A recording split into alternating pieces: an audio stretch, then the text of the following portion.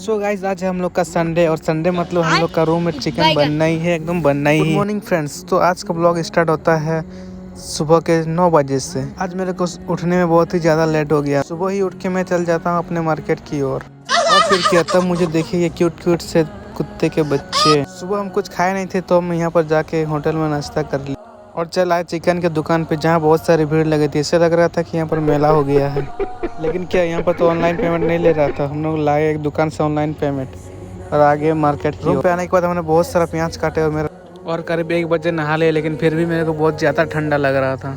नहाने के बाद हम अपने चिकन को पूरी तरह से रेडी करने लग गए। फिर मेरे को ऐसा नींद आया कि हम उठे नहीं पाए और सो गए हम।